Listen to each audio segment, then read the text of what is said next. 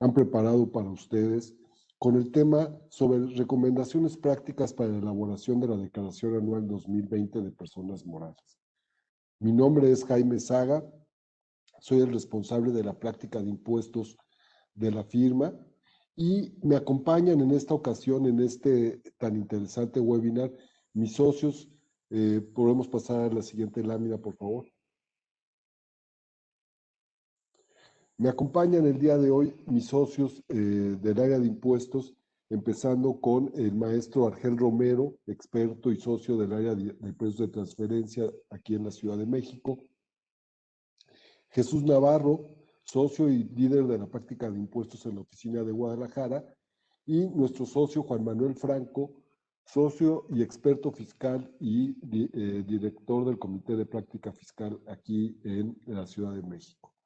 Juntos vamos a abordar un tema que no por repetitivo deja de ser importante. Como ustedes saben, cada año, en el 31 de marzo, tenemos como fecha límite para poder presentar la declaración anual de las personas morales. El motivo que nos llevó a preparar este webinar es que, no obstante que cada año nos preparamos todos los contadores, directivos, en preparar la declaración de nuestras empresas, lo cierto es que este año vamos a tener retos interesantes y que debemos de poner mucha atención en ellos para no generar errores que después tengan o que originen un acto de molestia por parte de la autoridad.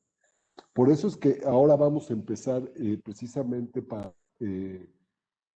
exponer este concepto, es que vamos a empezar con el maestro Argel Romero. ¿Y por qué? Porque no obstante que estamos hablando de precios de transferencia, y los precios de transferencia es solamente uno de los múltiples elementos de la declaración anual. Bueno, ya entrando en materia, como lo comentó Jaime, este punto de partes relacionadas ha sido de mucho interés por parte de la autoridad fiscal. Por eso queremos incorporar algunas recomendaciones al respecto en esta charla del día de hoy, que también tienen que ver mucho con la declaración anual, pero al final de cuentas hay información específica que queremos compartir con ustedes. Siguiente, Octavio, por favor. ¿Qué es lo que nosotros tenemos que poner atención en este año? Obviamente estamos a punto de elaborar o estamos ya terminando varios análisis de precios de transferencia, los cuales pues se tienen que incorporar el resultado en la declaración anual. ¿Cuál es un punto muy importante que tenemos que considerar? Que la OCDE a final del año anterior, alrededor del 18 de diciembre, compartió una guía. Esta guía está enfocada a cómo el análisis de precios de transferencia se tiene que realizar tomando en cuenta el entorno económico de crisis que ha generado el tema de la pandemia. ¿Cuáles son las recomendaciones que este organismo internacional nos ha compartido? Pues se están enfocando en 4 aspectos. El primero es el tema de la información. Obviamente, ahorita todos nosotros estamos ya prácticamente con el ejercicio cerrado, ya muy avanzado, completamente terminado, solamente estamos haciendo los ajustes de auditoría, la revisión de que toda la documentación se encuentre perfecta, que tenemos todo el soporte, que no estamos esperando alguna factura adicional por parte de algún residente en el extranjero, que tenemos todas nuestras retenciones, etcétera. Sin embargo, estamos con la espera en el área de precios de transferencia de que algunas empresas estén publicando sus resultados. Aquí la OCDE nos ha mencionado que hay que estar muy atento de qué fuente de información se utiliza. Puede ser la propia información de la compañía muy útil, es decir, ocupar comparables internos, cómo se pactaron las operaciones entre partes relacionadas en este entorno adverso, cuáles fueron los márgenes, hubo modificaciones, hubo renegociaciones, y todos estos puntos se tienen que estar reflejando en el estudio. Al final, recordemos, hay ocasiones donde la autoridad no hace una revisión inmediata de esta documentación, sino que deja pasar cierto tiempo. Nuestra recomendación es, hay que revisar esta guía, es indispensable que se nombre esta guía dentro de la documentación y sobre todo que se nutra el estudio de toda la información que está permitiendo reflejar el resultado fiscal que se tuvo durante el año. Para muchos de nuestros clientes las situaciones no son las más favorables. Tenemos clientes en industrias muy complicadas como turismo, que están cerca de 10 meses sin poder tener una generación de ingresos que les permita cubrir sus costos fijos. Toda esta información se tiene que ver reflejada en el estudio. ¿Para qué? Para que esto esté apoyando el posible resultado fiscal adverso que se pueda tener. Que al final, pues estamos mencionando que dentro de estas deducciones que se tienen, varias son con partes relacionadas, que este análisis de partes relacionadas vaya bien soportado, vaya bien fundamentado, que al final se están dando en entornos completamente diferentes a los de años anteriores. Nos preocupa mucho el margen. Oye, pues estoy dentro del rango, no estoy dentro del rango. Pues si no estamos dentro del rango, saber efectivamente si esto va a detonar un ajuste de precios de transferencia. O al contrario, si el estar en una situación adversa se puede explicar por todas aquellas circunstancias externas a la compañía, aquellas circunstancias ajenas al grupo industrial que están teniendo un impacto financiero adverso a la compañía.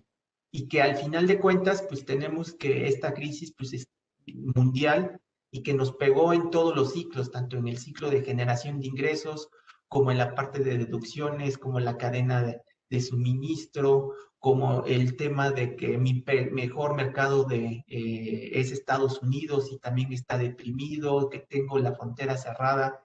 Todas estas circunstancias son necesarias que se incluyan dentro del estudio. Otro punto muy importante que lo recomienda la OCDE es el apoyo gubernamental. Desafortunadamente, la economía mexicana no ha tenido un gran apoyo en este sentido. Sin embargo, otros mercados sí lo tuvieron. En el momento en el que nosotros estamos haciendo nuestro análisis de comparabilidad, muchas ocasiones tomamos referencias extranjeras.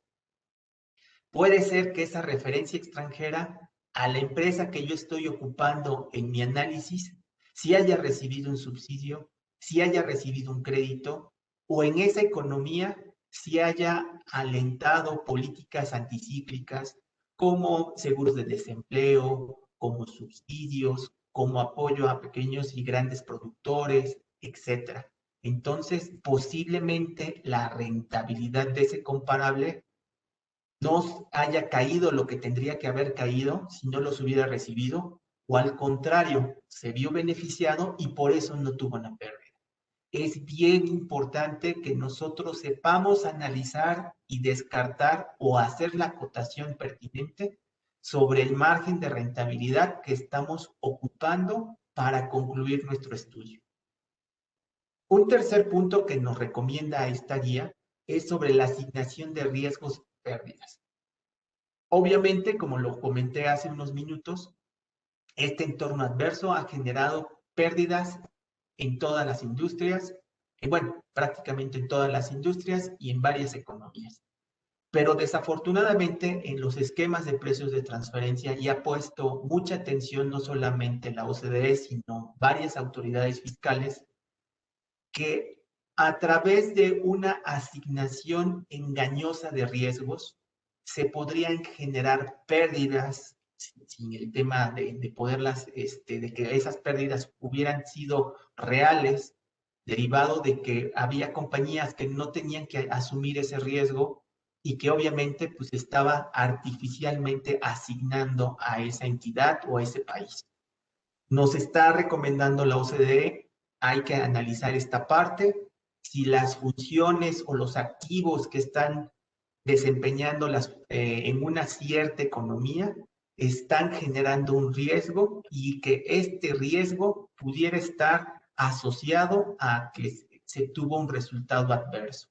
Entonces, en esta parte es muy importante que nosotros comprendamos que este riesgo está plenamente identificado y que sí le corresponde a la subsidiaria en México enfrentarlo, asumirlo y en su caso, pues saber cuáles son las distintas medidas de contingencia que se han elaborado para poderlo mitigar. El cuarto punto es una parte de que no todos los contribuyentes tienen un acuerdo anticipado con las autoridades. Sin embargo, lo pone al final como una situación de posible cambio, porque al final en este acuerdo, pues la autoridad se sienta con el contribuyente y sobre una operación en particular, pues están llegando a un acuerdo. Obvio, este acuerdo era antes de la pandemia. Puede ser que por el tema de la pandemia este mercado esté muy deprimido y que el acuerdo al que se haya llegado ya sea prácticamente imposible de cumplir por parte del contribuyente. Acá lo que sugiere la autoridad o la OCDE es mostrar aquellas circunstancias que pudieran derivar a que en este acuerdo no se va a cumplir y que exista cierta flexibilidad de parte de las autoridades fiscales de que el contribuyente pueda proponer un nuevo acuerdo o en su caso hasta el 2020 fue el último año y posteriormente ya desechar ese acuerdo o modificarlo. Este es un punto muy importante y que considero que es vital que se tenga en cuenta en la documentación de precios de transferencia. Siguiente, por favor. Ya entrando un poco más en materia, los resultados del estudio de precios de transferencia se tienen que compartir en distintas declaraciones. Las tres que tenemos a la vuelta de la esquina, y estamos el siguiente lunes 10 de marzo, la fecha límite es el 31, como lo mencionó Jaime. Tenemos la declaración anual, hay que hacer una segregación de la información financiera en cuáles son los ingresos, los costos y los gastos con partes relacionadas, tanto nacionales como extranjeros. Esa información tiene que coincidir con la parte que está plasmada en el estudio y si hay alguna variación, pues que el propio estudio esté explicando esta variación entre las cuentas financieras y las cuentas fiscales. Otra declaración muy importante, que de hecho es un requisito fiscal de deducción para aquellas operaciones de egreso con extranjeros, es el anexo 9 de la DIM, o mejor conocido como la Declaración de Operaciones con Partes Relacionadas en el Extranjero, el cual es un resumen de los resultados del estudio de precios de transferencia. En esta declaración se tiene que colocar si hay un ajuste a las operaciones. ¿Cómo vamos a saber que se ajustaron o no? Pues a través de los resultados del estudio. Por eso es muy importante tener ya los resultados, por lo menos del estudio, antes de presentar la declaración. Algunos contribuyentes estarían obligados a presentar el CIF o el CIPRED, y dentro de esta declaración, pues que también se está solicitando información de partes relacionadas, se está solicitando información de los resultados de los estudios de precios. Acá también hay que hacer un comentario y también retomo algunos de los informes que la OCDE comparte con respecto al desempeño que tienen las autoridades fiscales. ¿Cuál es la probabilidad de que una autoridad revise una declaración de impuesto corporativo? Tenemos que en países como Noruega se le revisa el 45% de estas declaraciones, Dinamarca un 23% de las declaraciones, Malasia un 22% de las declaraciones de impuesto corporativo la revisan esas autoridades. Caso de México, solamente se revisa el 0.34% de estas declaraciones. Pero aquí viene la otra parte. De esta revisión, ¿cuántas declaraciones fueron susceptibles de un cambio? Aquí es donde hay un dato sorprendente. México modifica de esta 0.34 de declaraciones de sus contribuyentes, modifica el 93%. Es decir, tenemos una autoridad fiscal con un sistema robusto de información que prácticamente tiene un alto porcentaje de bateo, como decimos coloquialmente, pues donde pone el ojo pone la bala. Es decir, si revisa una declaración, prácticamente en todos 9 de cada 10 casos, esa declaración sufre una modificación. Y obviamente, pues la modificación es a favor de la autoridad. Por eso es una inquietud y es una recomendación de nuestra parte en la consistencia de la información. Tiene que coincidir todos los reportes, no solo los 3 que les nombré al principio. Hay otros reportes con información en partes relacionadas, la contabilidad electrónica que compartimos cada mes. Hay dictámenes de enajenación de acciones que tienen información sobre el tema de partes relacionadas y obviamente se tiene que ser coincidente con lo que se declara en la declaración anual. Hay información de operaciones relevantes que hay ocasiones donde lo traemos completamente fuera del radar. Tenemos obviamente específicas de precios de transferencia que son la declaración maestra y la declaración local que recopilan toda la información de la compañía. Y últimamente también tenemos los esquemas reportables, ¿no? Donde la autoridad cada vez está con más información. Entonces, para concluir esta primera sección, revisemos en primera instancia que nuestro estudio está siguiendo las recomendaciones en materia de COVID por parte de la OCDE. Segundo, revisemos que la información que contiene el estudio es coincidente con otras declaraciones, porque obviamente dentro de las revisiones que hace la autoridad, el hacer compulsas, el comparar los reportes, pues son de las primeras observaciones que hace al momento de revisar algún tipo de documentación de precios de transferencia. Por mi parte es todo. Muchas gracias por la atención y los dejo con mis compañeros del área fiscal. Muchas gracias, Argel. Qué interesante tu exposición. Y como lo comentamos, la idea es nada más resaltar este aspecto, el tema de precios de transferencia, pero como lo vamos a comentar más adelante, este sistema robusto que señalaba Argel, pues lo que busca es detectar incongruencias en la información.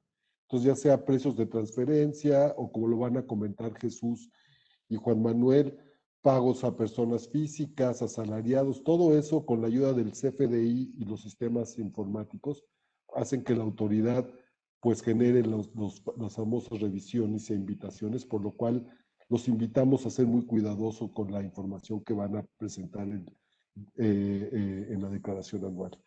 Sin más preámbulo, quiero darle la palabra a nuestro socio Jesús Navarro, quien hemos dividido el webinar, primero abordando los temas de ingresos, que lo va a abordar Jesús, y después los de deducciones por parte de Juan Manuel. Así que, Jesús, por favor, adelante.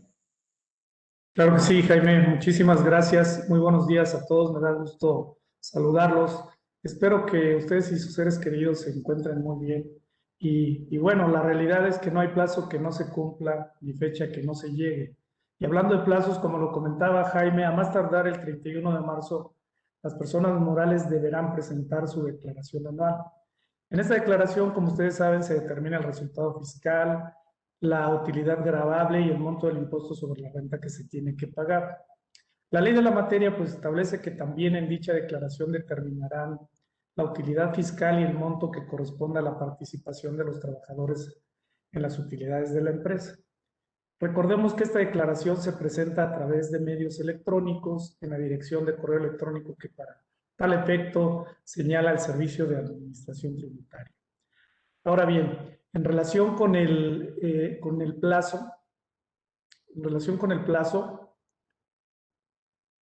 Jorge, si ponemos la siguiente lámina, por favor. Pero bueno, en relación con el plazo, es importante considerar que la declaración anual debe presentarse, y es imperativo, dentro de los 3 primeros meses siguientes después de cerrado el ejercicio. Es decir, tenemos hasta el 31 de marzo para presentar esta declaración.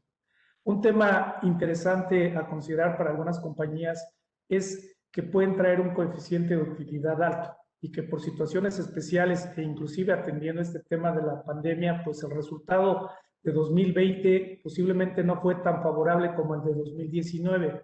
Y como consecuencia de, pues el resultado fiscal, la utilidad fiscal es inferior a la del ejercicio anterior. Entonces, en ese sentido, para estas compañías vale la pena evaluar la posibilidad de presentar su declaración anual. Ahorita ya no estamos en enero, pero pues también se puede presentar en enero, en febrero, en marzo, inclusive antes de que se presente el pago provisional, tanto del mes de febrero, ¿no? Entonces, este tema es importante por la importancia del flujo de efectivo. Y bueno, es una opción que pueden considerar ahí ciertas compañías. Y hasta aquí hemos hablado de varios conceptos que permiten determinar el impuesto sobre la renta que se debe pagar. Pero para llegar a esos conceptos, como bien comentaba Jaime, pues tenemos el resultado fiscal, la utilidad fiscal, la base gravable para ISR y PT. Entonces es importante considerar para llegar a estos conceptos, pues obviamente el tema de los ingresos, las deducciones y consideraciones importantes en materia de precios de transferencia que son temas que estamos abordando en esta ocasión. Su servidor comentará aspectos importantes de los ingresos, ya que los ingresos adicionalmente nos sirven como referencia para ver si estamos obligados a presentar declaraciones informativas como las que señaló Argel, como la local, la maestra y de país por país, ¿no? Ya que si los ingresos del ejercicio inmediato anterior son superiores a 815 millones de pesos y ya estamos en esa situación, tendremos que estar preparando estas declaraciones de local y maestra, que sin duda pues va a ser importante para la presentación el incorporar al especialista en materia de precios de transferencia. Y si ya estamos obligados a esas declaraciones, también se estará obligado a presentar la declaración informativa sobre la situación fiscal que señalaba Argel, es decir, el DICIP o ICIP.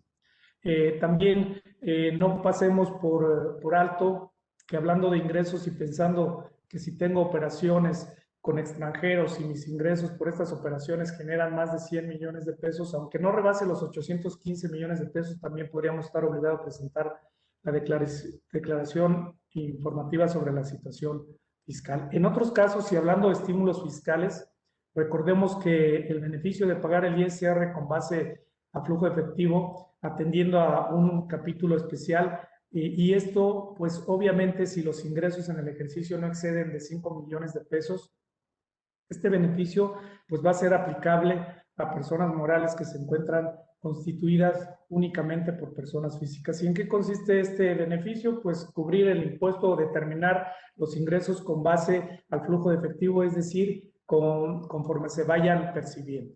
Porque lo que se refiere a precios de transferencia, como lo ha comentado de manera excelente Argel, si hablamos de ingresos acumulables por operaciones con partes relacionadas, dichos ingresos deben determinarse. Y es imperativo, considerando los precios y montos de las contraprestaciones que hubieran utilizados con o entre partes independientes en operaciones comparables. Obviamente aplicando la metodología que establece la misma ley y seguramente las consideraciones que también da a conocer la OCDE. Si nos regresamos, por favor, a la lámina anterior, Jorge. Entonces, en esta ocasión y para dar un repaso respecto del tema de los ingresos, hablaremos del tipo de ingresos, los ingresos presuntos, otro tipo de ingresos como es el ajuste anual por inflación, la utilidad cambiaria y o intereses, el tema de los ingresos por dividendos y también ingresos por enajenación de inversión y de acciones. La siguiente, por favor. No quiero pasar por alto también el tema y los precedentes y el pronunciamiento por parte de los tribunales que han dado en relación con el tema de los ingresos, que debe entenderse por ingreso para efectos del título 2 de la Ley del Impuesto sobre la renta y en ese sentido la conclusión es que cualquier cantidad que modifique positivamente el haber patrimonial de una persona, pues obviamente ya estaremos en un supuesto de un ingreso para efectos fiscales. La siguiente, por favor.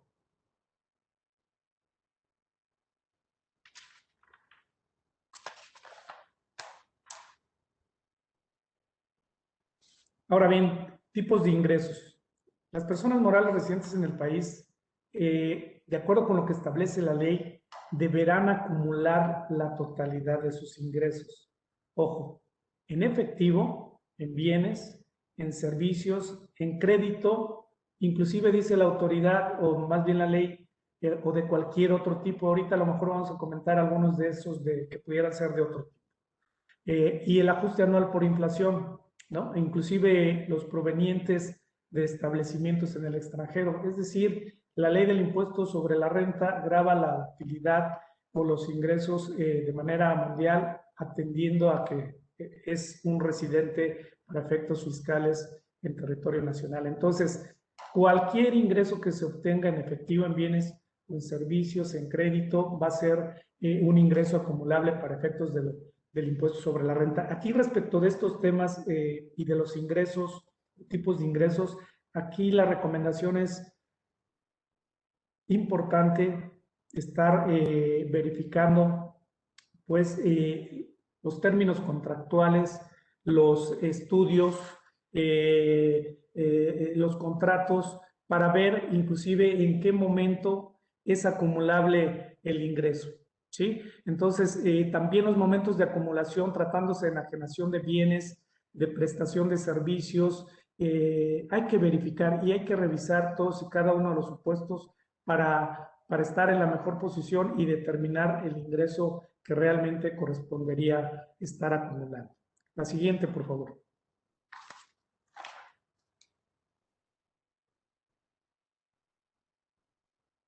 Así como es importante identificar los ingresos, también es importante determinar qué conceptos no se consideran ingresos para efectos de la ley del impuesto sobre la renta.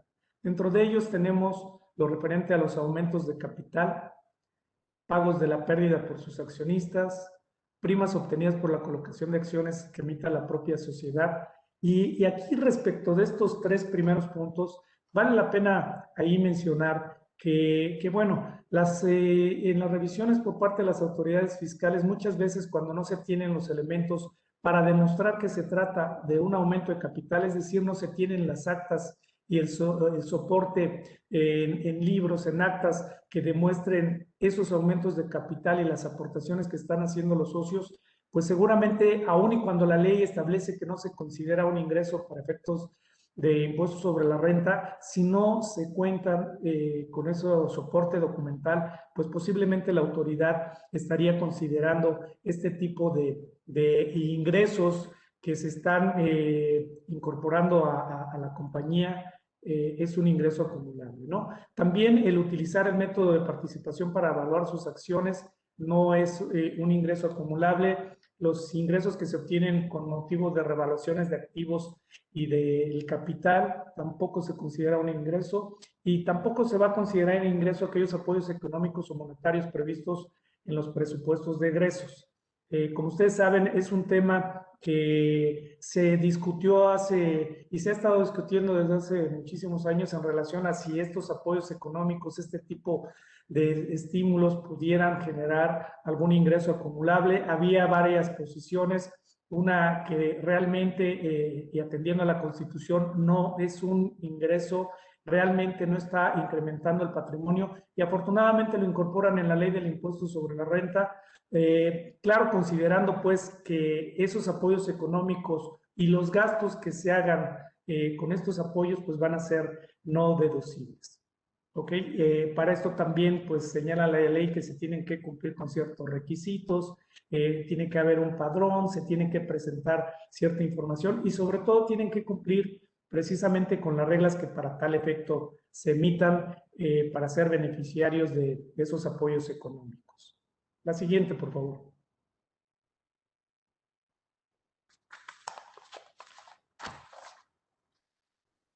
Dentro de los ingresos más frecuentes que vemos en las personas morales, tenemos el tema de enajenación de bienes, el tema de la prestación de servicios, que como ya he comentado, pues es importante inclusive ver los momentos de acumulación. Podrían existir ahí algunas diferencias en relación con las normas de información financiera. Recordemos que inclusive se tiene que hacer una conciliación contable fiscal respecto de las partidas que son ingresos acumulables o ingresos fiscales no contables o ingresos contables no fiscales. Por eso es importante conocer esos momentos de acumulación.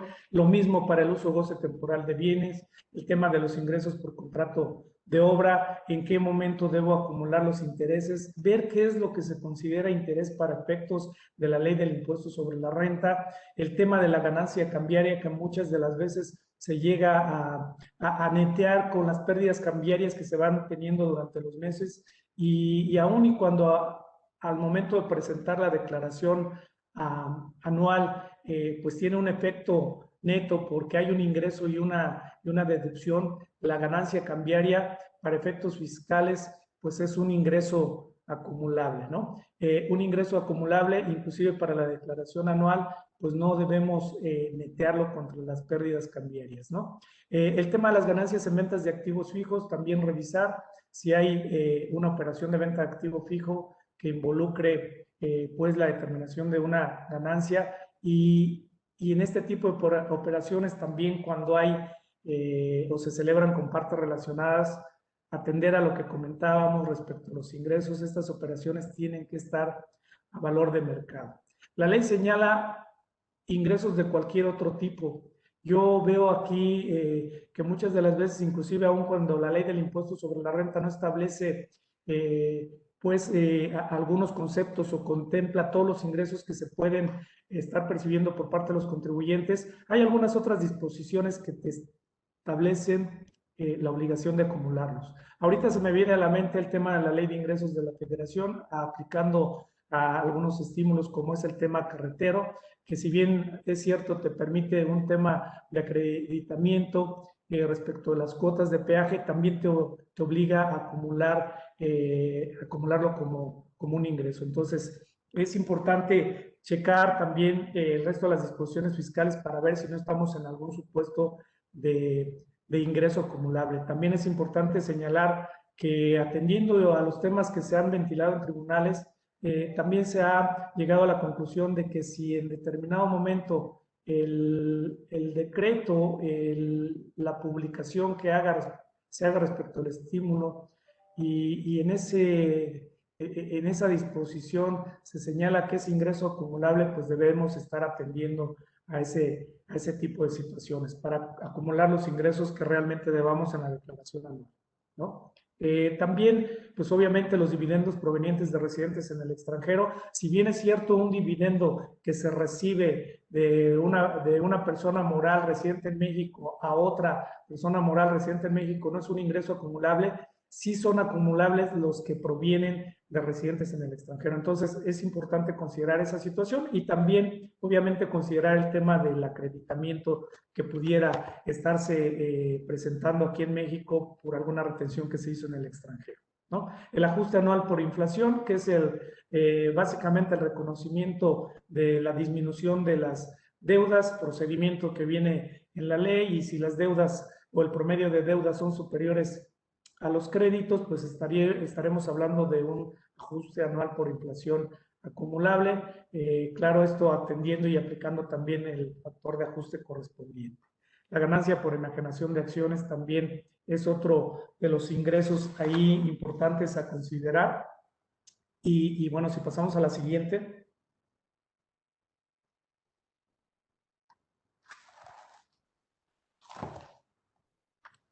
Otros de los ingresos acumulables que también establece la ley. Otro clic, por favor, para que se alcance a ver completa la lámina.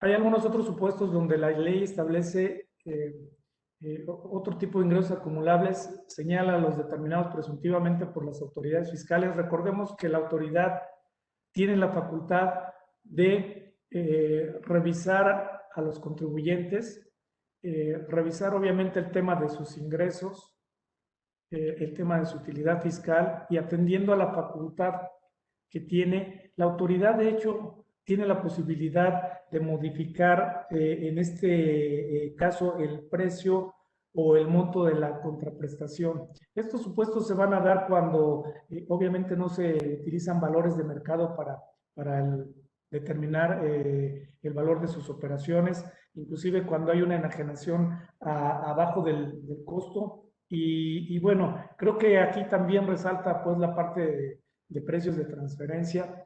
¿Por qué? Porque pues, muchas de las veces también atendiendo a los análisis y estudios que comentaba Argel, puede ser que resulte algún ingreso por ajuste en materia de precios de transferencia, que sería otro tipo de ingreso que seguramente estaremos considerando si ya se llevó a cabo el estudio de precios de transferencia y el ingreso no se encuentra dentro del rango, pues seguramente la autoridad va a exigir que se haga ese ajuste y por lo tanto se deba acumular en la declaración anual del impuesto sobre la renta.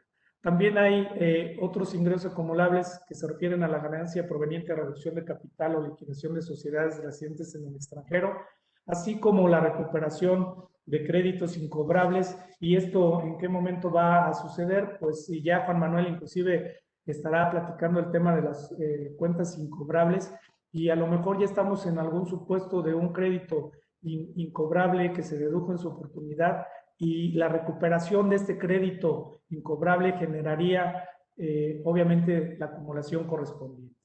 Adicionalmente, y si pasamos a la siguiente lámina,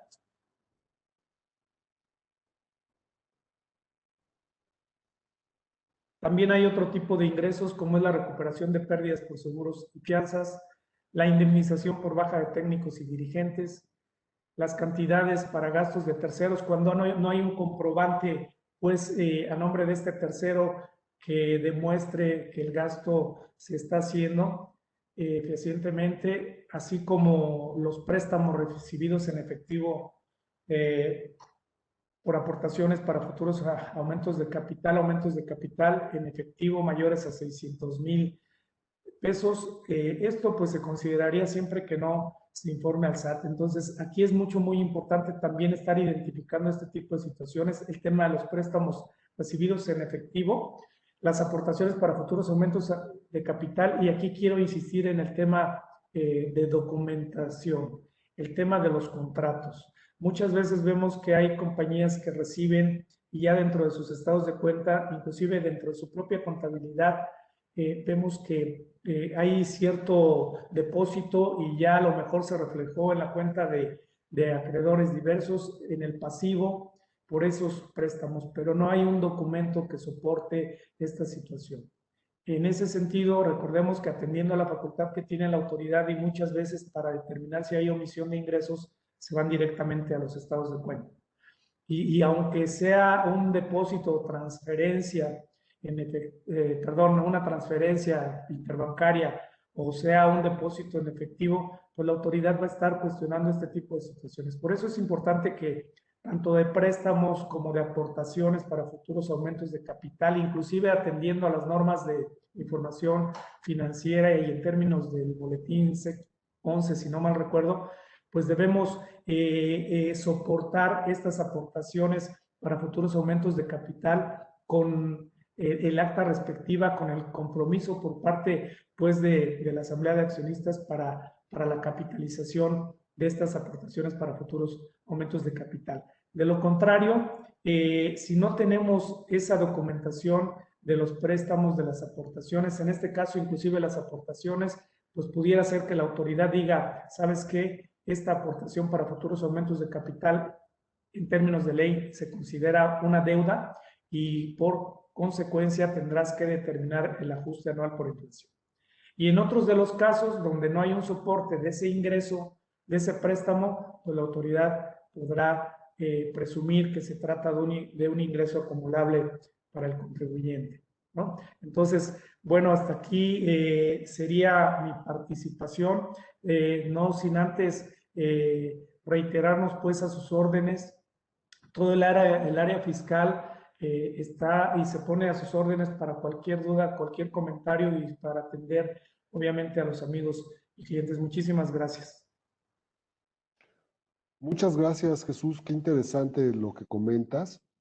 Y ahora nos falta la otra pieza del rompecabezas, que son las deducciones, que normalmente son las que nos dan más dolor de cabeza, porque siempre es la autoridad la que nos está cuestionando. Y hoy Juan Manuel va a abordar los temas más relevantes en este aspecto y sobre todo comentar mucho el tema de la razonabilidad y sustancia de las operaciones y la importancia que va a tener esto cada vez más en las revisiones y el cumplimiento de las obligaciones fiscales.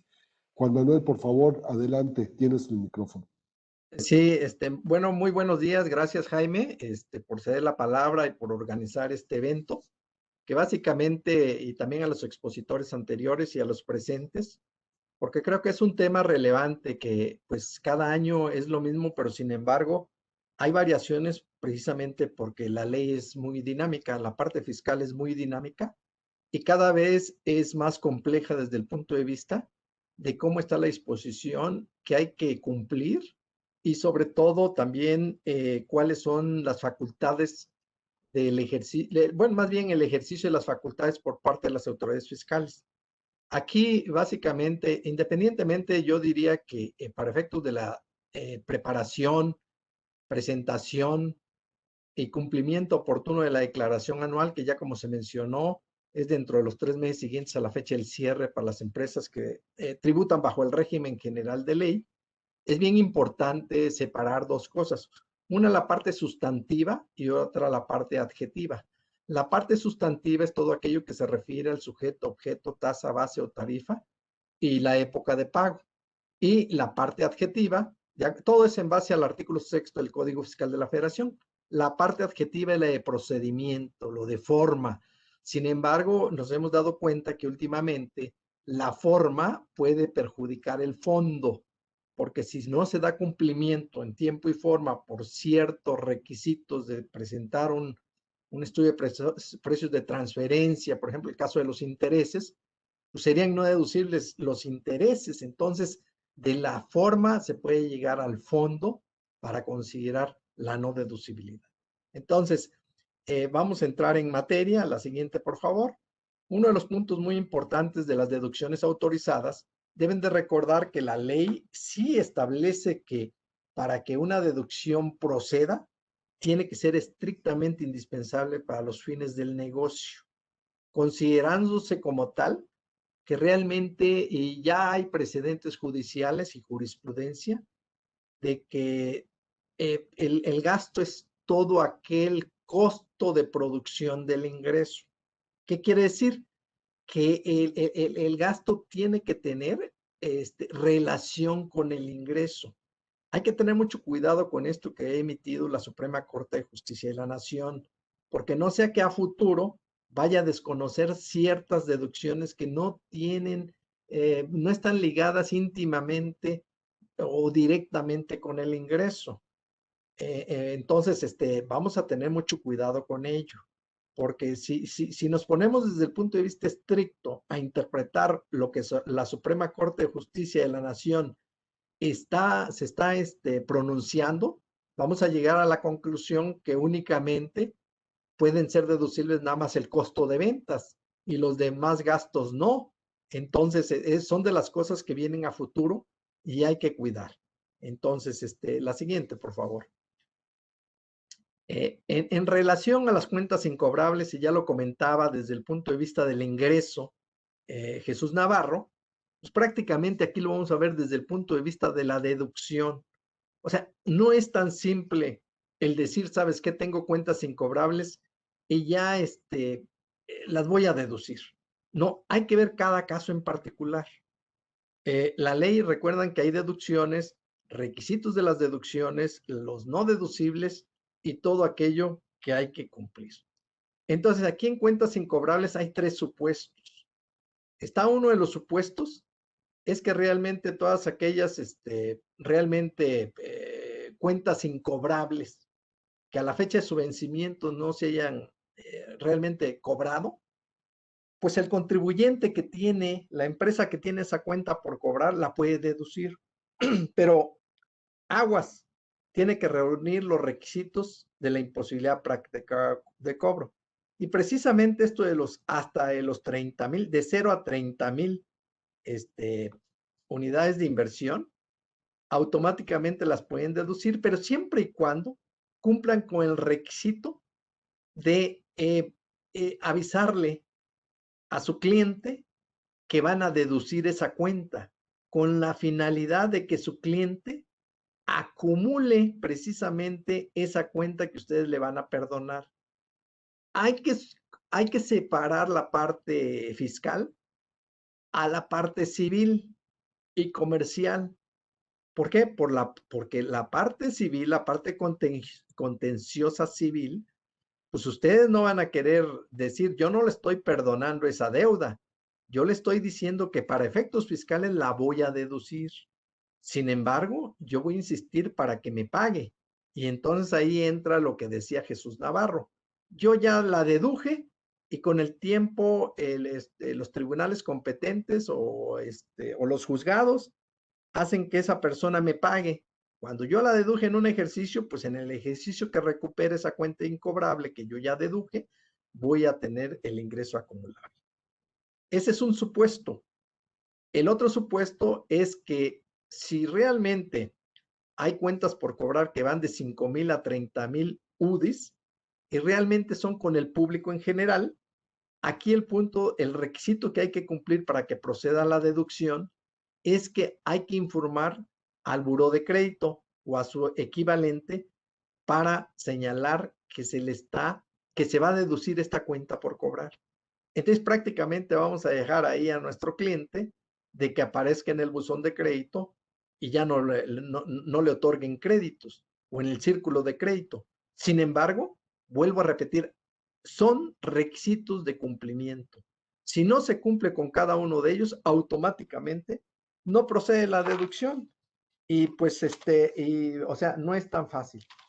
El otro que es precisamente en los otros supuestos, cuando la cuenta incobrable es mayor a los 30,000 UDIs, pues ahí sí hay que cumplir con los requisitos de imposibilidad práctica de cobro, que pues prácticamente debería de cumplirse con una demanda judicial o procedimiento arbitral en uno de los supuestos, y cuando realmente se pueda deducir o caiga en estos supuestos o haya una prescripción en cuanto a la posibilidad de cobro, que ahí está muy difícil el establecer exactamente cuándo hay prescripción, cuando alguien me debe. Porque la prescripción en materia fiscal, ustedes deben de recordar que en materia fiscal existe la prescripción y la caducidad. Hay diferencias porque la prescripción es la facultad, es la pérdida de la facultad para que la autoridad pueda hacer exigible un cobro de un crédito fiscal. Y la caducidad es cuando la autoridad pierde la facultad de ejercer las facultades de comprobación. Fíjense qué diferencia. Uno es en base a cobro, pierdo el derecho, y otro es pierdo el derecho por la facultad de que yo puedo revisar a este contribuyente. Entonces, es bien importante el dar cumplimiento en ello. También otro de los supuestos es que entre en quiebra o suspensión en concurso mercantil la sociedad, y como consecuencia, en todos los casos, yo debo de avisar al cliente de que realmente voy a deducir esta cuenta, porque de lo contrario, no va a proceder la deducibilidad. Además, en febrero debo de avisarle al SAT de que voy de las cuentas incobrables que hice durante el ejercicio. Ahora bien, aquella empresa que realmente dictamine sus estados financieros para efectos fiscales ya no necesita presentar la declaración informativa al SAT. ¿Por qué? Porque si aparece dentro de la conciliación entre el resultado contable y fiscal la cuenta incobrable, automáticamente cumple con el requisito de reportar al SAT o informar. La siguiente, por favor.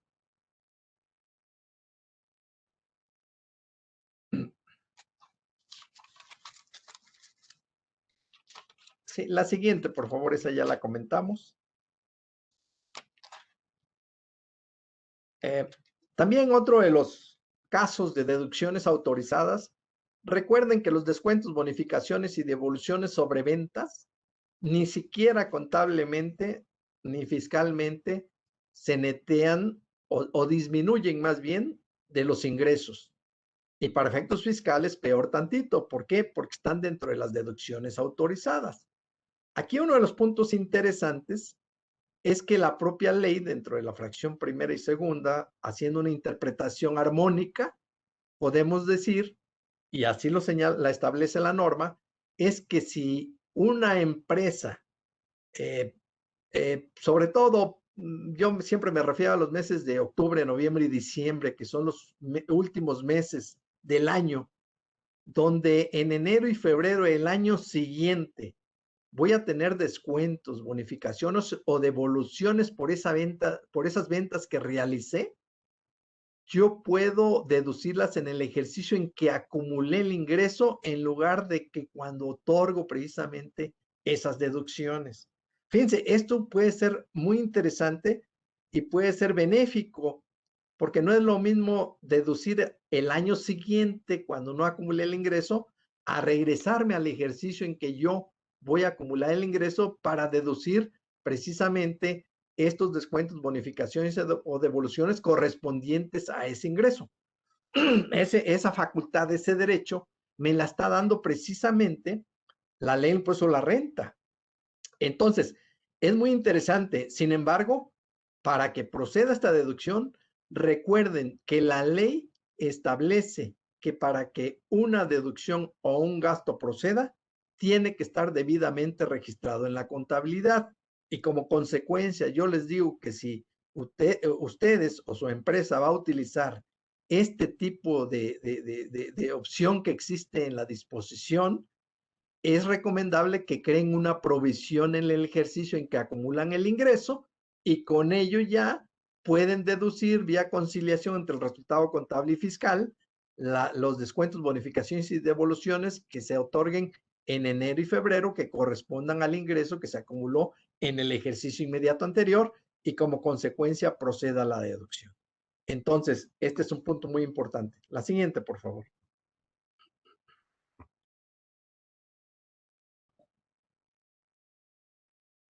Aquí, pues ustedes deben de saber que como es una deducción autorizada, pues automáticamente también se tiene la obligación de que si yo la estoy otorgando en los términos del artículo 29 y 29A del Código Fiscal de la Federación, tengo que emitir el CFDI. El CFDI, pues obviamente si la estoy otorgando en enero y febrero, independientemente que la vaya a deducir en el ejercicio inmediato anterior, tengo que emitirlo con la fecha en que yo las otorgo. La siguiente, por favor.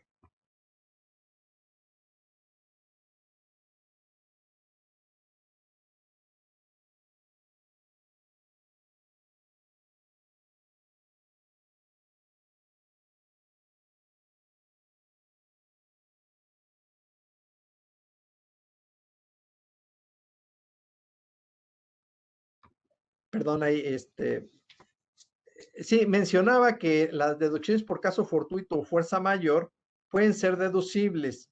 Y esto que es un supuesto de caso fortuito o fuerza mayor.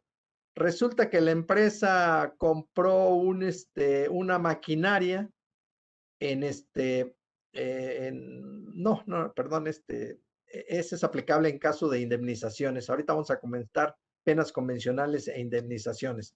En caso fortuito, vamos a suponer que la empresa se dedica a vender al público en general y resulta que cobró mucho dinero en efectivo, dinero y todo, y ya lo acumuló para pagos provisionales y todo, o lo va a acumular en pagos provisionales y resulta que manda a su personal a depositar al banco ese dinero que recuperaron. Y resulta que hubo un asalto, le robaron al que fue al banco y le quitaron todo el dinero y eran 3 millones de pesos. Entonces, ese es un caso fortuito.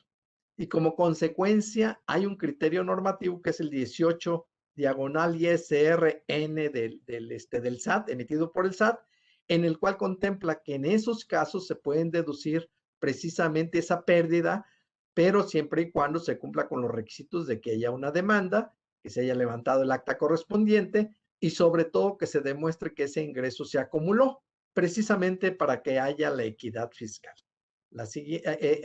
Aquí también, aunque no está el caso de penas convencionales, pero quiero señalar que las penas convencionales desde el punto de vista estricto de la disposición son no deducibles, excepto cuando son imputables a un tercero. Entonces ahí viene el caso que les iba a comentar de una empresa que realmente adquiere una maquinaria porque se la pidió, vamos a pensar, Petróleos Mexicanos, y la va a importar de Alemania, y viene el barco, se tarda un mes para trasladar esa maquinaria, ya viene en el mar, resulta una catástrofe, una tormenta, y el barco se va hasta el fondo del mar con toda maquinaria y automáticamente pierden esa maquinaria, y como consecuencia la empresa no puede entregar en tiempo y forma a Petróleos Mexicanos, en este caso, por ejemplo, esa maquinaria.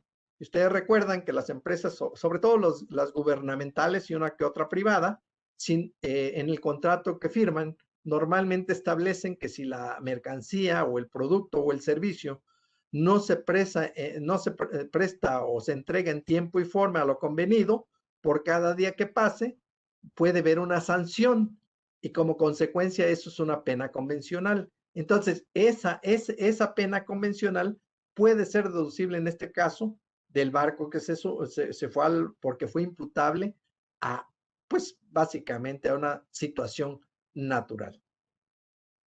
La siguiente es en relación a los inventarios obsoletos. Y ya se mencionaba por parte de nuestro director del área de impuestos, Jaime Saga, en el sentido de que hoy en día con realmente la parte de la pandemia que nos tiene pues muy preocupados y encerrados y no ejerciendo como se debe de ser las cosas, cambiando toda actividad, pues las empresas también han tenido que pues, revisar sus inventarios y ver qué inventarios tienen lento movimiento o ya no se van a poder vender. Para ello, estos inventarios que se llaman obsoleto o pérdida de valor, los pueden deducir, pero dentro de los requisitos que establece el reglamento de la ley de impuesto a la renta es que se debe de cumplir con ciertos requisitos de darle aviso al SAT para la fecha en que se van a deducir. Esto siempre y cuando no sean perecederos, porque si son perecederos o se tienen que ofrecer, fíjense qué absurdo, ¿no? Que ese tipo de productos perecederos se deben de ofrecer a, a instituciones de beneficencia, pero siempre y cuando pues, realmente no sean caducos, porque de lo contrario pues, se pueden intoxicar las personas. ¿Por qué precisamente hay que darle aviso al SAT de que se va a destruir un inventario? Porque precisamente la autoridad requiere de que se le avise para ver si ella puede presenciar físicamente el lugar, la hora de dónde se va a destruir ese inventario y tener la posibilidad de asistir. Si no participa la autoridad en esa destrucción, no importa, ustedes ya le avisaron y pueden destruir. Normalmente se le avisa al auditor o al despacho que realmente los está asesorando para que vayan a presenciar la destrucción física de esos inventarios. ¿Por qué? Para que no se les vaya a presumir un ingreso. Porque puede ser que ustedes digan, ¿sabes qué? Voy a destruir estos inventarios obsoletos, pero como no vino el SAT y no invité a un tercero, ahora, ¿sabes qué? Lo voy a vender en el mercado negro o lo voy a vender sin factura. Pues eso es una simulación, son actos simulados y como consecuencia, en caso de que se dé cuenta la autoridad, puede presumirles un ingreso. La siguiente, por favor.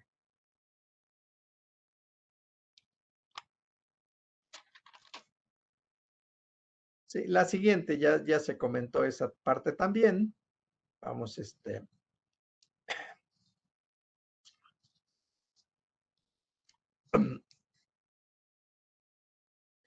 En relación a los pagos, sobre todo pagos al extranjero, ya sea por asistencia técnica o regalías, ustedes recuerdan que la ley dentro del título quinto de la ley de la renta establece que cuando haya pagos al extranjero, pues debe de retenerse el impuesto correspondiente cuando es la fecha de exigibilidad o pago, lo que suceda primero.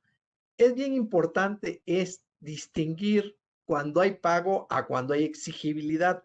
Cuando es exigible una contraprestación, como es el caso de regalías, pues automáticamente es cuando yo debo de hacer el pago, pero no necesariamente tengo pago. Hay pago, ¿por qué? Porque a lo mejor carezco de liquidez, no tengo liquidez y no tengo para pagar. Ah, pero ya es exigible. Luego, entonces, como no hay pago, la ley me dice que en algunos supuestos de pagos al extranjero, yo debo de pagar una cantidad equivalente al impuesto que debí de haber retenido en caso de haber existido pago. Entonces, eso es con la finalidad de que yo pueda deducir. Ejemplo, yo celebré empresa un contrato de regalías por uso de marca que abarca del 1 de enero al 31 de diciembre de X año, o 2020, vamos a decir. Llega el 31 de diciembre, la noche de San Silvestre de 2020, y no la pagué. Pero sin embargo, estas regalías van en función a los ingresos del ejercicio, a las ventas. Y es un porcentaje que, de acuerdo al estudio que me hizo Argel, sí califiqué, estoy dentro de los rangos de precios de transferencia, y entonces ya es exigible el pago de esa contraprestación. Ah, ¿sabes qué? Entonces no la voy a pagar. Ah, pero el impuesto sí lo debo de enterar, como si la hubiera pagado. ¿Para qué? Para que proceda la deducción, porque ya se devengó y además fue exigible dentro del ejercicio. Nada más que aquí hay que separar y hay que distinguir. Hay regalías por el uso o goce temporal de bienes que pueden considerarse ese uso o goce temporal de bienes como una inversión o bien como un gasto. Ejemplo, cuando yo adquiero una marca o una patente, automáticamente estoy hablando de un cargo diferido.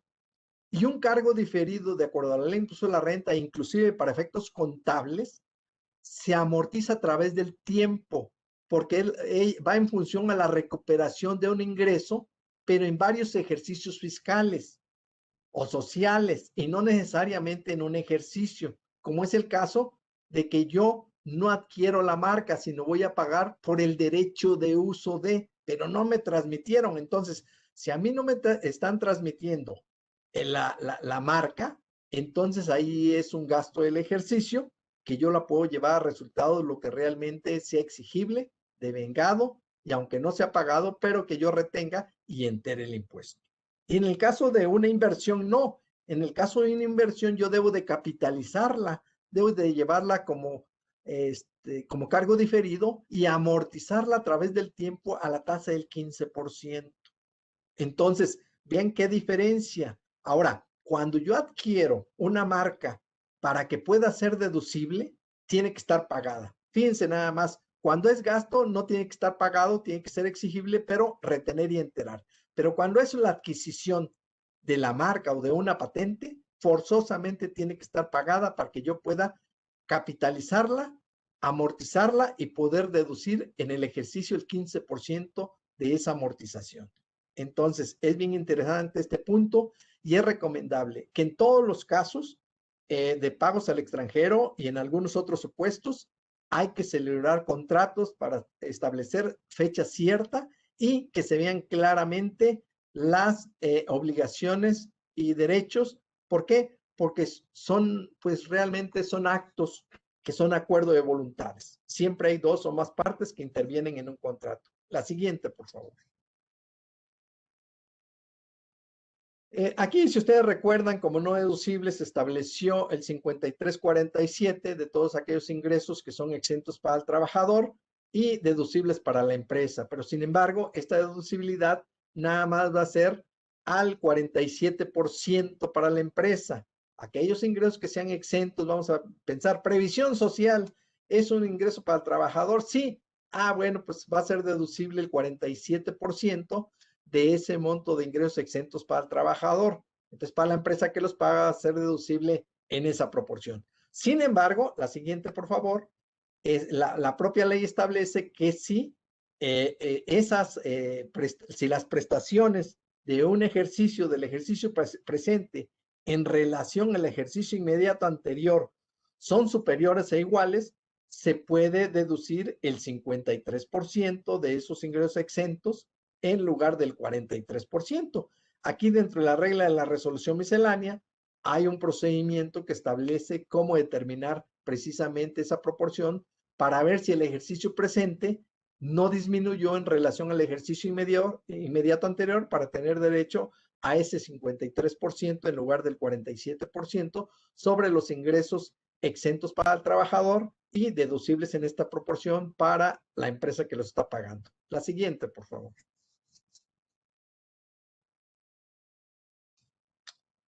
Costo de lo vendido estimado. Aquí es bien importante de que hay empresas que realmente por su tipo de operaciones no reciben anticipos por lo que le van a vender a su cliente. Y pues ustedes deben de recordar que la ley establece los momentos de acumulación y uno de ellos es precisamente cuando se cobre total o parcialmente el precio de la contraprestación pactada. Luego entonces también hay que saber desde el punto de vista técnico y sobre todo de la ley de sociedades mercantiles y la parte fiscal en forma armónica, haciendo una interpretación que automáticamente hay que saber qué es un anticipo. Un anticipo, en primer lugar, para que se conceda, para que se pueda conocer como tal, es el pago tiene que estar pagado. Por otro lado, puede haber precio y no cosa, o cosa y no precio. Pero en este caso, si hay precio y no hay cosa, automáticamente es anticipo. Si hay precio y hay cosa, automáticamente ya hay una contraprestación pactada y como consecuencia se debe de acumular la totalidad de la contraprestación y no nada más el anticipo que recibo. Entonces hay que tener mucho cuidado. Si yo recibo un anticipo y conozco la contraprestación pactada, esto es cuánto es y cuál es la cosa, cuál es el bien que voy a enajenar, si conozco la característica y todo ello, y en cuánto lo voy a vender, automáticamente si me recibí 100,000 pesos y el valor de esa contraprestación es 1,000,000 de pesos, automáticamente voy a acumular el 1,000,000 de pesos y tengo que emitir CFDI. Ah, recibí 100,000 pesos, pero no sé exactamente cuál es la contraprestación o la cosa que yo voy a vender, automáticamente es un anticipo. Y como consecuencia, aquí la ley me obliga a que voy a acumular nada más hasta el monto del anticipo.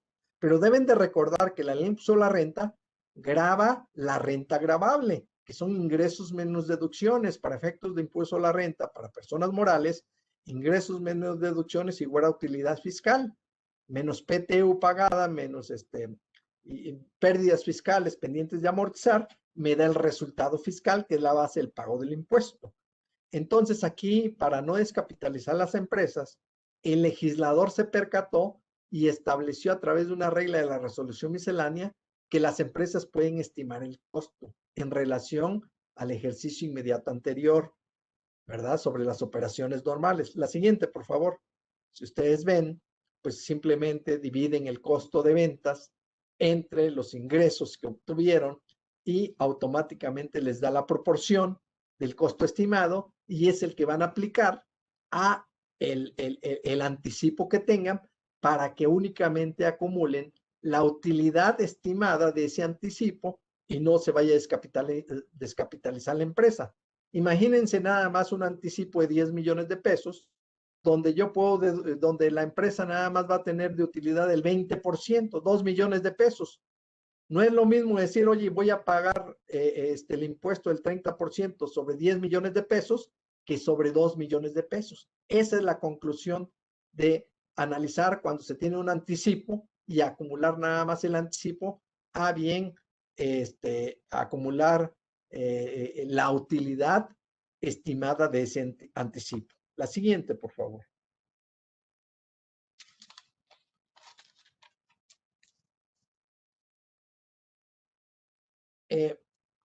Aquí vamos a entrar un poquito en materia de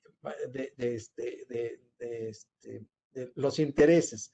La siguiente, en materia de intereses, los intereses, la verdad es que es una Es una deducción que tiene muchos requisitos que hay que tener en cuenta y hay que cuidar para efectos de no tener problemas. Realmente entró una disposición dentro del artículo 28 donde se establece que no serán deducibles aquellos intereses netos del ejercicio, mismos que excedan de la utilidad fiscal ajustada que se multiplique por el 30%. Aquí tenemos que desglosar o definir qué es un interés neto y qué es la utilidad fiscal ajustada, porque pues, el porcentaje no lo dan. Y también hay un monto mínimo que está exento, que es de 20 millones de pesos. La siguiente, por favor.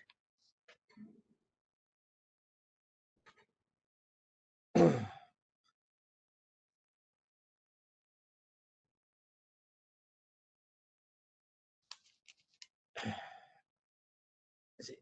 Aquí nada más, aunque la ley establece que son no deducibles esos intereses netos del ejercicio, sin embargo, sí permite que esos intereses que dentro del ejercicio sean no deducibles, se podrán deducir en los ejercicios siguientes siempre y cuando se cumplan con los requisitos. Pero aquí un punto muy importante es cuando veamos la fórmula, hay que adicionar a los intereses devengados del ejercicio precisamente la parte correspondiente a estos intereses netos del ejercicio que no fueron deducibles en el ejercicio correspondiente. La siguiente, por favor.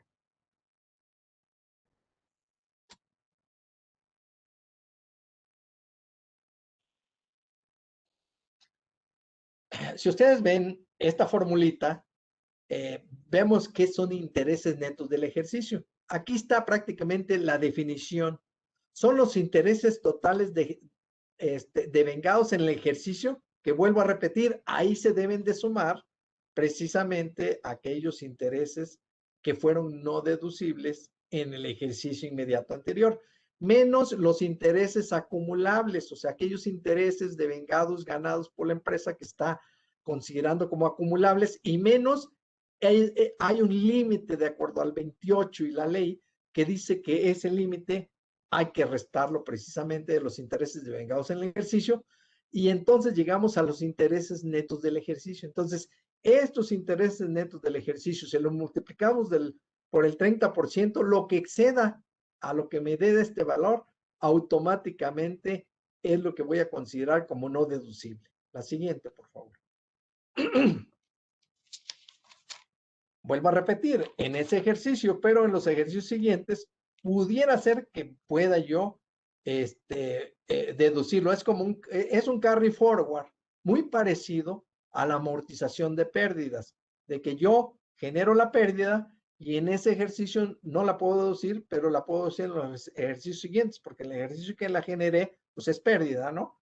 Aquí miren la utilidad fiscal ajustada, que son términos nuevos que hay que utilizar. La utilidad fiscal se le aumentan el total de intereses devengados y también la deducción de inversiones, y con ello nos da la utilidad fiscal ajustada, que en el medio le conocemos como el EBITDA fiscal para este efecto, ¿no? Entonces hay que tener mucho cuidado con la deducción de intereses. ¿Por qué?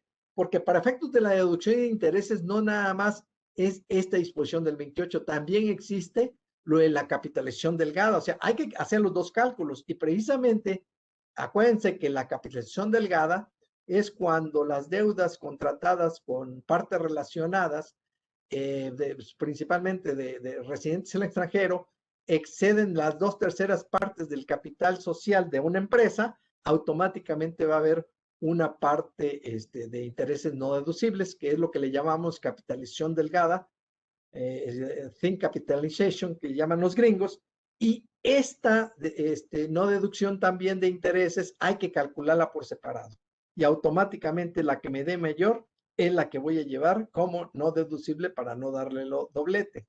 La siguiente, por favor. Este nuevo cálculo, que pues entró en vigor a partir de 2020, de intereses, automáticamente en todos los casos de deudas, no nada más con partes relacionadas, se deberá de calcular. Además de que si son pago de intereses al extranjero o con partes relacionadas, además de los requisitos de retención y de los estudios de precios de transferencia, hay que cumplir con todos los demás requisitos. Aquí nada más también, si hay pérdida fiscal, hay que hacer el cálculo, hay que restar el total de interés devengados menos deducciones sobre inversiones y llegamos a una utilidad fiscal ajustada para ver si la pérdida fiscal nos da positivo y automáticamente llegamos a una utilidad fiscal ajustada. Vuelvo a repetir, hay que cuidar esos 20 millones que están ahí como umbral que normalmente le llamamos. La siguiente, por favor.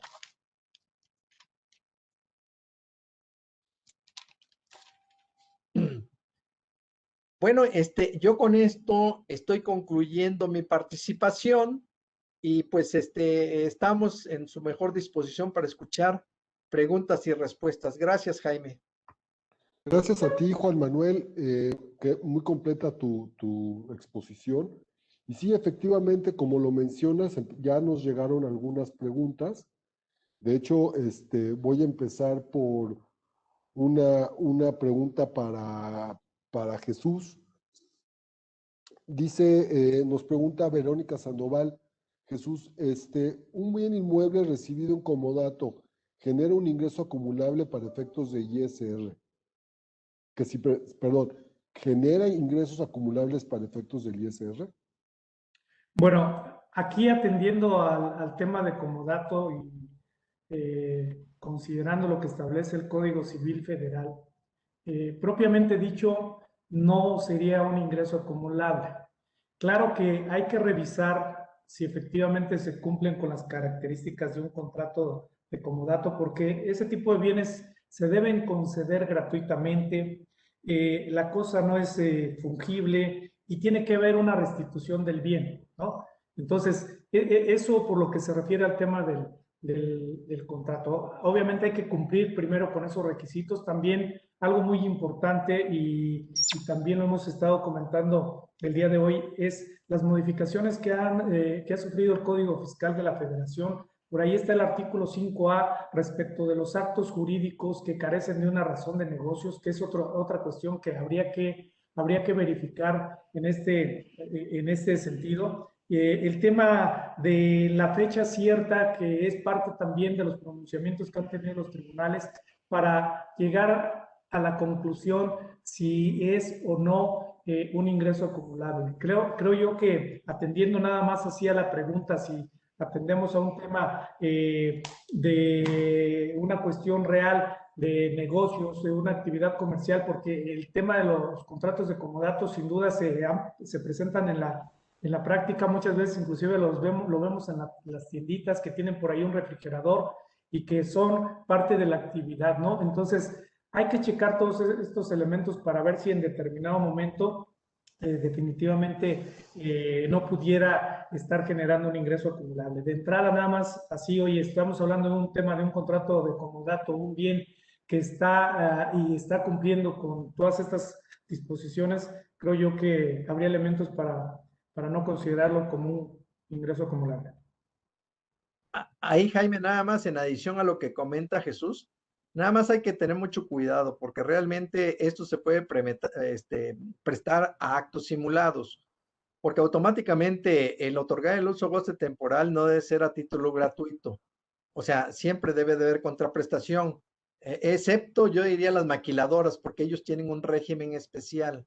Pero en términos normales ya hay precedentes judiciales desde hace muchos años y sobre todo jurisprudencias de que cuando a una persona le evitas hacer una erogación, automáticamente hay una presunción de un ingreso y como consecuencia debería de acumularlo. Entonces, sí, yo creo que ahí en el caso de que comenta Jesús, yo creo que en cada caso en particular es de análisis para que no se preste a simulación, porque si son partes relacionadas, bien pueden decir, y sobre todo en personas físicas, ¿no? Oye, ¿sabes qué? Pues yo te voy a rentar mi terreno industrial con sus naves y todo, pero va a ser a título gratuito, pero por fuera me vas a dar mis 10 millones de pesos al año por rentas. Pues es una típica simulación entre una parte y otra que está evitando precisamente el pago del impuesto y como consecuencia su deducción. Gracias.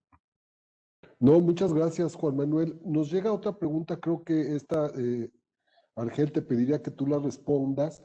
Dice, supongamos que solo tengo una operación de compra de mercancía a intercompañía en el extranjero por 50 millones. y solo vendí 40 millones, por lo que deduzco vía costo de venta 40 millones. ¿Cuánto debo presentar en el estudio de precios? ¿50 millones o 40 millones? ¿Qué tal? Muchas gracias aquí a Jaime y muchas gracias la persona que nos realizó la pregunta. Recuerden, en el artículo 76, fracción 12, nos comenta que se tiene que hacer el análisis de los ingresos acumulables y de las deducciones autorizadas. En el caso en el ejemplo que nos están compartiendo, pues obviamente se estaría analizando la deducción autorizada, que serían de los 40 millones, pero hay que tener cuidado porque en el propio artículo 76, la fracción 10, que nos habla sobre la informativa de operaciones con partes relacionadas residentes en el extranjero, en el anexo 9, ahí abre más los conceptos. Ahí nos dice monto de la operación, monto deducido, monto devengado, monto exigible, monto pagado. Entonces, esa podría ser una oportunidad para que obviamente, pues bueno, se adquirió la del extranjero, 50 millones, pero de esos 50 millones solo deduje 40 y estoy analizando esa deducción de 40, pero ya estoy informando en esta parte, efectivamente, cuál fue el monto de la operación completo, ¿no? Podrían hacerse también las aclaraciones pertinentes de que el monto de la operación fueron 50, pero solo para fines fiscales fueron 40. No sé si espero haber sido suficientemente claro. Me parece que sí, Argel, fuiste bastante claro y les agradecemos por sus preguntas, por supuesto. Tenemos otra, a ver, Juan Manuel, si nos puedes ayudar, de Luis Sánchez, nos pregunta, si el cliente literalmente desapareció y no se ha encontrado, ¿cómo se puede documentar que se le avisó y que la voy a deducir para que el cliente lo acumule? Bueno, ahí es una situación bastante compleja, porque en principio digo, existen posibilidades o procedimientos alternativos como son la publicación en el diario oficial o en los periódicos de mayor circulación. Sin embargo, ahí está bastante complicado de demostrar precisamente si hay una simulación de acto o no. ¿Por qué? Porque automáticamente lo que se persigue en esta deducción es que si se le dé aviso a tu cliente con la finalidad de que si tú vas a deducir, él acumule para que el fisco no se vea perjudicado. Uno acumule y el otro deduzca. Pero en el caso de que realmente tú deduzcas y el otro no acumule por desaparecido lo que sea, ahí va a ser difícil. Ayer me tocó ir a comparecer al tribunal y la verdad es que, es un nuevo formato, fue un juicio exclusivo de fondo y están los ponentes, el magistrado instructor, el magistrado ponente, la autoridad, el abogado de la autoridad y está el perito, está mi cliente, el abogado de mi cliente, estoy yo como perito. Y están muy quisquillosos los magistrados en ese sentido de preguntar el fondo y sobre todo la materialidad. Entonces, es bastante difícil. Yo no puedo decir que automáticamente lo puedan deducir, sino hay imposibilidad, pero yo creo que hasta que no se establezca o se demuestre en un momento dado con denuncias de que esta persona está desaparecida, pues automáticamente no se puede deducir esa cuenta, ¿no? Es mi comentario. Muchas gracias. Nos va a dar tiempo de contestar un par de preguntas. Tú tenías una de Jesús de maquiladora, no sé si la puedas leer. Claro que sí.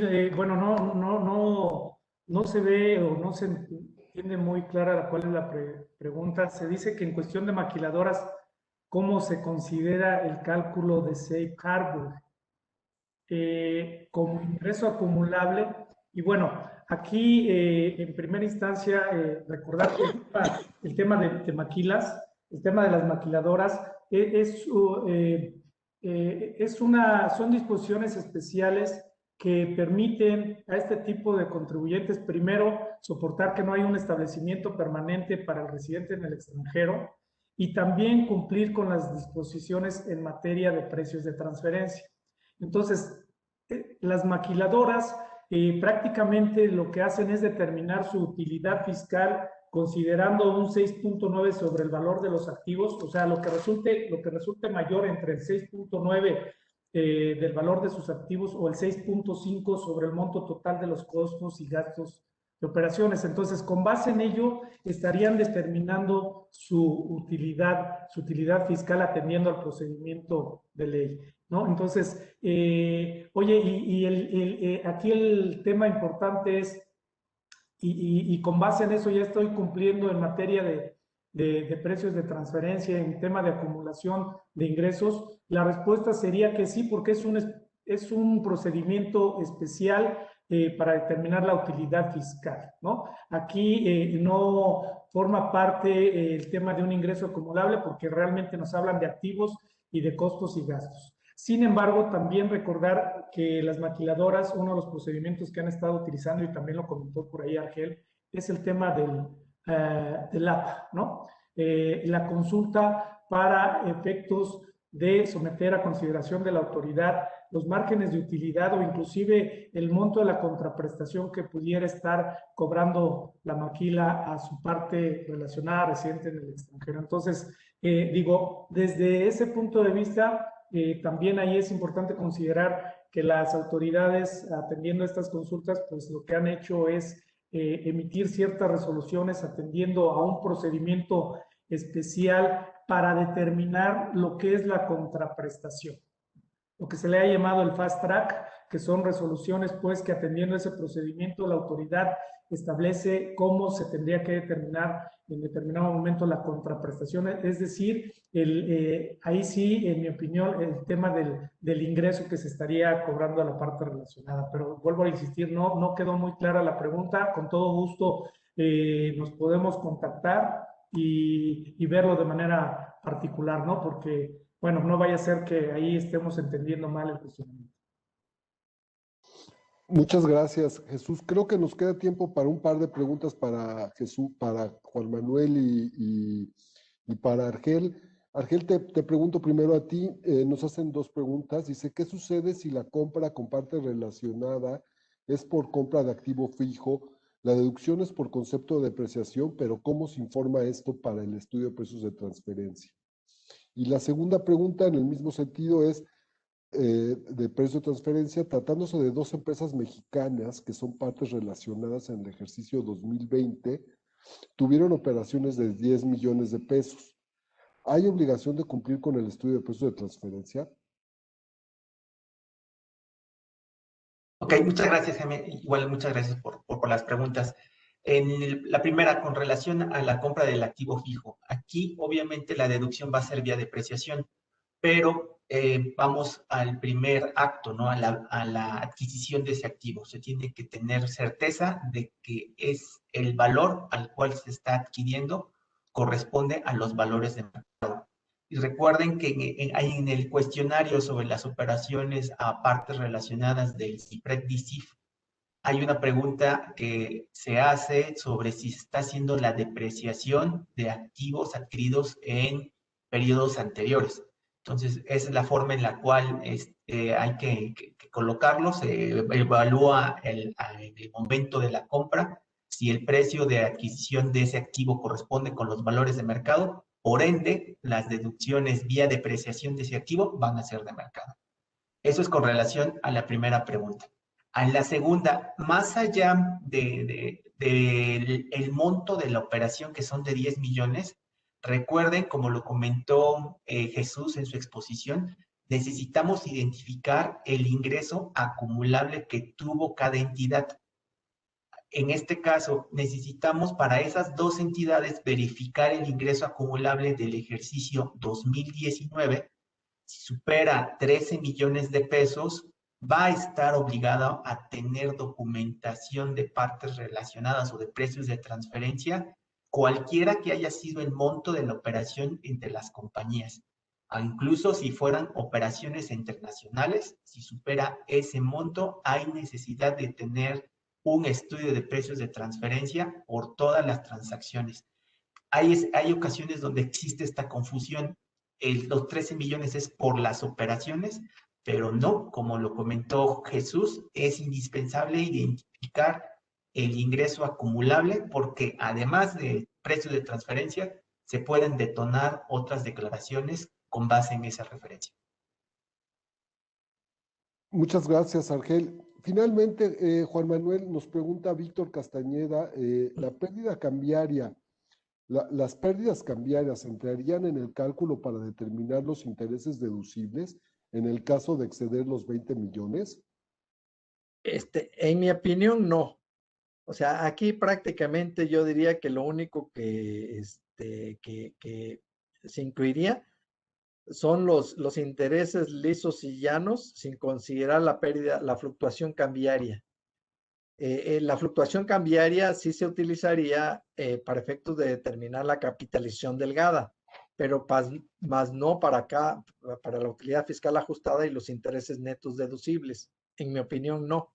Nada más aquí veo dos preguntas, Jaime, que una es muy interesante, donde nos preguntan también el fundamento legal de la deducción de la estimación del costo.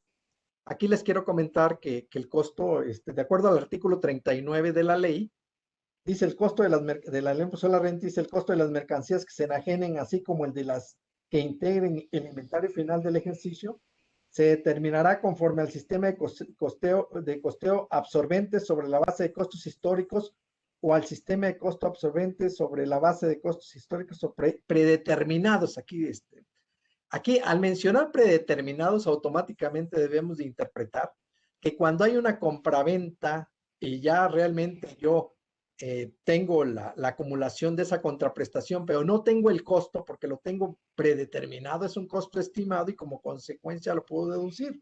Por otro lado, si estoy hablando de anticipo de una mercancía, eso es la regla 324, que precisamente ahí se establece la acumulación del anticipo, pero también el reconocimiento del costo estimado de ese anticipo.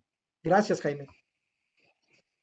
Juan Manuel, si me permites, Jaime, nada más para redondear el tema que comentaba Juan Manuel respecto a las pérdidas cambiarias, efectivamente no se consideran por disposición de ley, nada más que habría que verificar si el instrumento que la está generando no se considera en términos de ley interés. En ese supuesto sí estarían entrando esas pérdidas cambiarias, pero hay que verificar el caso también en particular, ¿ok?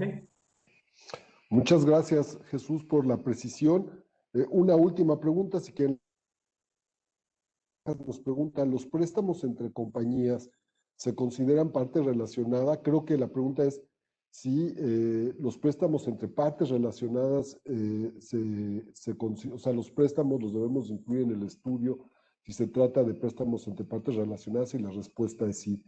Recuerden que una empresa es una parte relacionada de otra cuando tiene injerencia en el control accionario, control administrativo o control efectivo de otra, independientemente de los importes o porcentajes e independientemente si lo hace directo o indirectamente. Entonces sí, aquí la respuesta sería efectivamente sí tendrían que reportarse. Pues ya se nos acabó el tiempo. Yo la verdad quiero primero que nada agradecerles a cada uno de ustedes por participar en este webinar, y en segundo término a mis socios que dieron una muy buena exposición, muy completa, y que seguramente nos va a ayudar a lograr una presentación de la declaración anual correcta en tiempo y que en el futuro no nos genere ningún dolor de cabeza ni actos de molestia por parte de la autoridad. Quedamos a sus órdenes, como bien lo dijeron mis socios. Si quedó cualquier duda, aquí están en esta lámina, la última que estamos mostrando, la dirección y los teléfonos de contacto de nuestras oficinas. Y por supuesto, este webinar está grabado y posteriormente lo van a poder acceder en caso de que quieran repasar alguno de los conceptos que estuvieron mostrando nuestros expositores el día de hoy. Muchas gracias a todos y les deseamos un excelente fin de semana. Hasta luego. Gracias a todos. Muchas gracias. Hasta luego, muchas gracias. Hasta luego. Síganse cuidando.